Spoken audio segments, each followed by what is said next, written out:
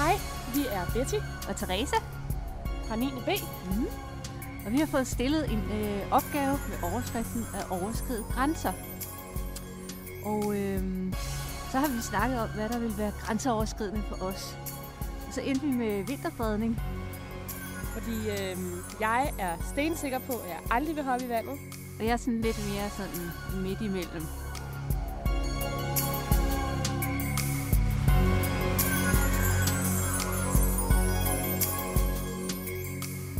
Klokken er 6:30 torsdag morgen på en helt øde Islands Brygge. Og om lidt så skal vi møde Peder og Michael og Magnus, som bader fast her i havnen en gang om ugen. Helt året rundt. Sommer og vinter. Jeg tror... Ja, nu kan jeg se den. Det kommer gående der. Ja.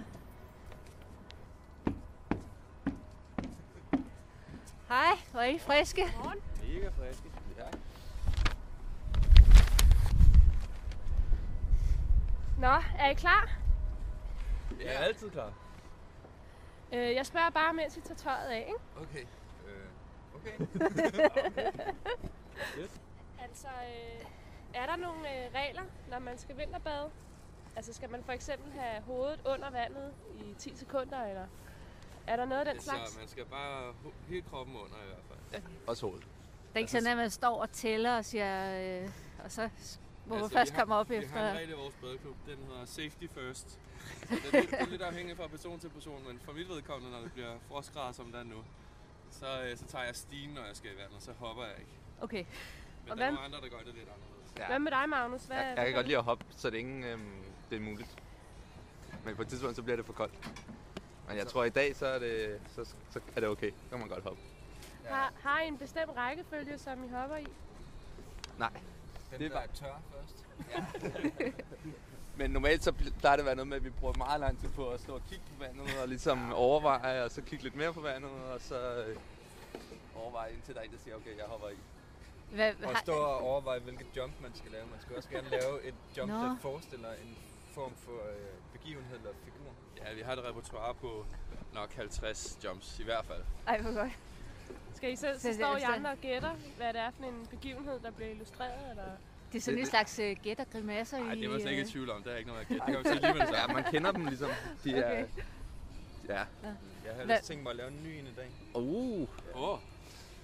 Sådan. Så lidt impro. I har ikke sådan et kampråb eller et eller andet... Hvad ved jeg? Berserk! Og så... Nej, vi plejer gerne lige at high five hinanden, når der er en, der kommer op. Ja. Okay.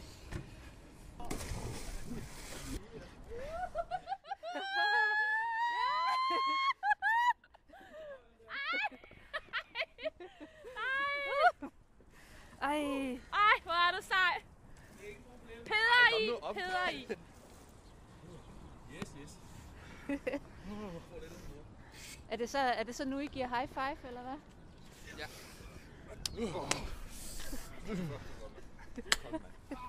Ja. Ej, jeg ryster helt. Er det altid den samme musik, I hører? Altså, vi har sådan en playlist, hvor at vi jævnligt tilfører nye numre til, men det er sådan noget... det er et god gammeldags partymusik, vi hører. Gerne lidt... hører vi Aqua og Ja. Wham. Ja. Det var også vores yndlingsnummer. Ej, hvem er Wham? Hvem er Aqua? Ja, det var nogen, der var populære i 90'erne. Men de har lavet en rigtig god sang, der hedder We Belong to the Sea, og det er ligesom et af vores mantraer, det er We Belong to the Sea. Så derfor hører vi den nogle gange. Nå, næste mand i baljen. Ej, han springer. Ej, Han laver en begivenhed, simpelthen. ja. Skal I så gætte, hvad han hopper, eller så hvad? godt, og så hvis vi ikke gætter, så skal han fortælle, hvad det er for en. Okay.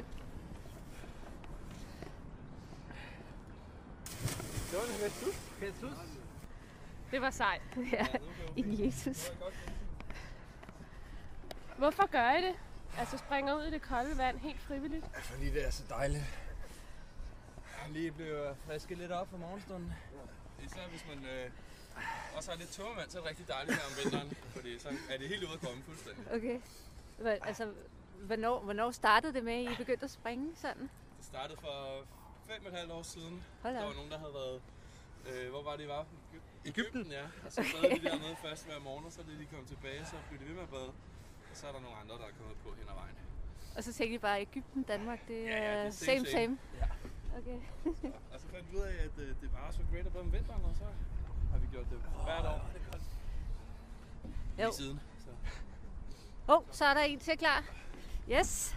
Magnus. Så er Magnus klar. Ej, jeg Han skal løber ud i vandet. Han hopper. Magnus, I kalder jer selv for Amager Mobile Badeklub. Hvad betyder det? Det var især i starten var ideen, at vi skulle være mobile, og vi ligesom skulle bade mange forskellige steder. Ja, udforske nye steder. Ja, også fordi det var lidt sådan en modsætning til de andre badeklubber, som findes. Det koldgys og sådan noget. Hvor det er sådan meget med, at man er et sted. Og ja, man skal være medlem, og det koster penge og sådan noget. Ja, så var det ligesom bare lidt sådan, men det skulle være sådan lidt mere spontant, at man bare kunne bade alle mulige steder. Men for det meste så badede vi bare her. Men har I badet andre steder? Ja. Vi har badet alle steder på Amager, nærmest. Ja. Operan, Sneglen. Ja, så har vi taget sådan nogle ture, hvor vi har sådan prøvet at finde nye steder. Blandt andet oppe på Kalved Brygge. Der er et rigtig godt sted derovre, hvor der er en sød kat og sådan noget. Ja. Som kigger på. Ja. Hvad siger jeres venner til det? Sådan. De fleste synes, vi er skøre, men de vil gerne være med om sommeren. Ja. Ja, okay. Og vatnisser. Ja. Men der er ikke nogen, der har hoppet med på klubben her sådan om vinteren? Nej, altså, der var en pige, som ikke har vinterbadet med os før. Hun var med her for en måneds tid siden. Knap en måned siden, så det var meget sejt. Vi troede faktisk også, hun kom i dag, men hun er ikke dukket op. Jamen, det vil sige, at der er også piger med. Der er også piger, ja. Det er der. Ikke så meget om vinteren. Ikke så meget om vinteren. Hvorfor tror I, det er? Altså, hvordan kan det være, der er forskel på... Ja. De er alt for malige. Så er det igen. igen. Tilløb. Tag tilløb. Safety Det er så sindssygt.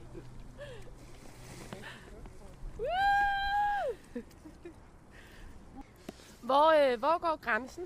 Altså, har I sådan en grænse for, hvor koldt det må være, vandet, hvis der nu er is vi på, har eller? som sagt den her hovedregel, der hedder safety first, og det kan være lidt individuelt, hvad man har lyst til, hvad man kan klare. Men en ting, der ikke er så behageligt om vinteren, det er, hvis det blæser rigtig meget, og det er frostgrader. Ja. Så kan det være en dræber. Jeg har prøvet en gang, hvor jeg tog på arbejde, efter vi havde badet, hvor jeg først blev helt gennemvarm, sådan ved 12-tiden. Nej, Therese, nu kommer der sprut frem. Ej. Kan du se det? Ej, hvad er det for noget? Det er mokai. Mokai. Fedt, det kender vi. Ej, så I står simpelthen her og drikker sådan helt om morgenen?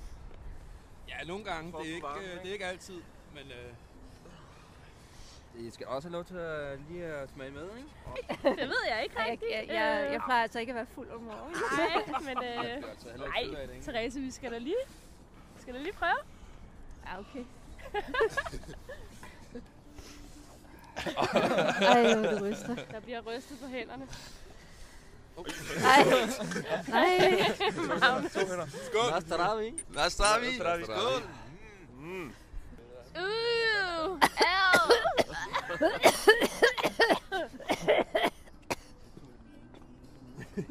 Måske det var, fordi du er... Ej, har du drukket det hele? Ej, hvor er det sej. Tak. Var det klart? Er det her noget, I vil sådan fortsætte med for altid? Ja, selvfølgelig. Ja, det er MB for life. Der er ikke noget at gøre. Det er dem, der har meldt sig ud, dem snakker vi aldrig med mere. Det er ligesom rockerbanderne, ikke? Altså, man bliver nødt til at gå i skjul, hvis det er, at man melder sig ud. Altså, dem, der har meldt sig ud, de sover med fiskene nu.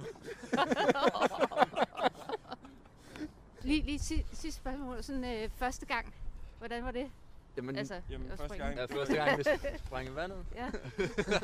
Altså som vinterbader. Men det er lidt svært at sige, fordi det var ligesom en glidende overgang. Fordi vi badede bare fra om sommeren, og så blev vi bare ved med at bade. Så det var ikke sådan... Men Altså i første år, vi gjorde det, der var det sådan lidt svært at komme i. Ja. Men år 2, der var det jo næsten hver dag, vi var ude ja. om vinteren. Der havde vi kun sådan, tror vi havde 10-15 dage, hvor vi ikke var i vandet. Sådan hen over vinteren. 4 måneder periode. Første gang vi skulle, hvor havnen var frosset til, og der var et lille hul, vi skulle kravle ned i. Det var rimelig grænseoverskridende. Wow. Ej. Havde I stået savet? Nej, der var nogle andre, der havde lavet et hul. Ej. Og så var det, når det var frosset lidt til det der hul, så skulle vi sådan stå med nogle brædder som vi fandt rundt omkring på badebroen. Og så skulle man bare hænge i stien, og så lige ned under isen, og så op igen. Det var det grænseoverskridende? Det var ret intenst, vil jeg sige. Det var selvfølgelig også gerne det. Ja, det kan man også. Men har vinterbadning sådan gjort en forskel i jeres hverdag? Nå, jamen, det har gjort os meget bedre til at lære at overskride vores personlige grænser. Jeg er meget gladere nu. Jeg er blevet fyldt med energi. Ja, jeg er totalt afhængig af både glæde og energi. Ja.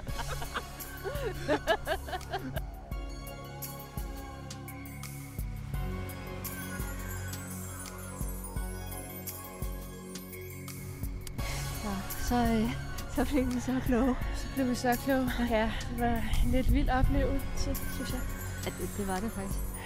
Jeg troede ikke min egen øjne, da jeg så Peder hoppe i. Men det var ret sjovt at se det der, altså deres venskab eller sådan, ikke? At, hvordan de sådan, lavede de der figurer, når de sprang ud og gav hinanden high five. Og Ja. sådan, og Ja, det var tydeligt at se, at de ikke var nybegyndere. Ja. De har stået sammen i mange år. Ja. Nå, men skal vi komme indenfor i varmen? Ja, det tror jeg. Jeg har simpelthen så dårlig ånden med det der smut der. Jeg var det.